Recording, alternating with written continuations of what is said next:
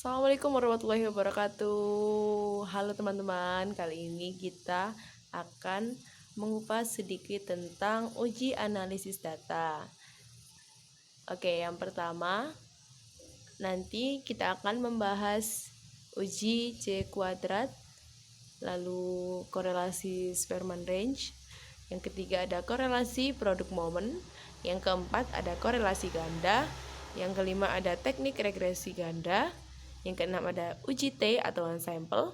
Yang ketujuh ada linear sederhana. Dilanjutkan dengan uji beda dua variabel bebas. Dan yang terakhir ada ANOVA 1 jalur dan ANOVA 2 jalur. Oke, yang pertama ada uji C kuadrat.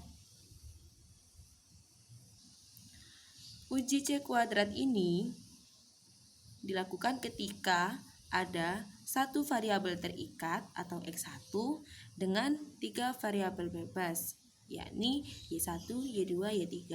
X1 di sini dimaksudkan adalah teknik atau treatment yang dilakukan konselor, yang diberikan konselor kepada konseli untuk memecahkan tiga masalah sekaligus, masalah Y1, Y2, dan Y3, seperti itu. Yang kedua ada korelasi Spearman range. Korelasi Spearman range ini dilakukan ketika ada satu variabel terikat atau X1 dan satu variabel bebas atau Y1. Nah, di sini pengukurannya berdasarkan penyataan yang melewati konseli atau orang yang diamati. Sama halnya dengan korelasi produk moment. Di sini sama, tapi penggunaannya menggunakan rating scale atau pernyataannya ini berdasarkan penyataan dari konselor, bukan konseli. Kalau tadi korelasi Spearman range itu penyataannya diukur dari konseli. Kalau korelasi produk moment ini penyataannya dari si konselor, seperti itu. Selanjutnya ada korelasi ganda. Korelasi ganda ini artinya adanya hubungan sebab akibat. Di sini ada X1, X2, yakni ada dua variabel terikat dan ada satu permasalahan. Nah, dua variabel terikat ini diandaikan sebagai dua treatment atau dua teknik. Tetapi teknik yang digunakan adalah dalam satu teori yang sama. Misal, pengaruh pemberian teknik flooding dan modeling untuk meningkatkan percaya diri pada seorang wanita. Tetap teknik flooding dan teknik modeling ini adalah teori dari behavior. Tetap satu teori tapi menggunakan dua teknik dalam menyelesaikan satu permasalahan, seperti itu.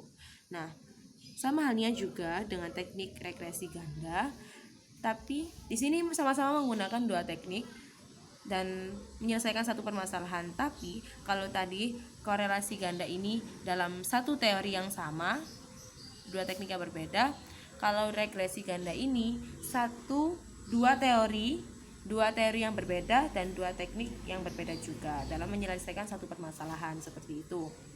Oke, lanjut dari regresi ganda kita beralih ke uji T atau one sample. Uji T ini dilakukan untuk mencari perbedaan antara sebelum dan sesudah pemberian kelompok kontrol dan pemberian kelompok eksperimen. Nah, biasanya di sini itu dinamakan pretest pretest dan posttest, seperti itu. Jadi apa sih perbedaan setelah di pretest dan di posttest? Mungkin singkatnya seperti itu. Lanjut ke linear sederhana yang ketujuh. Di sini sama linear sederhana dengan uji T.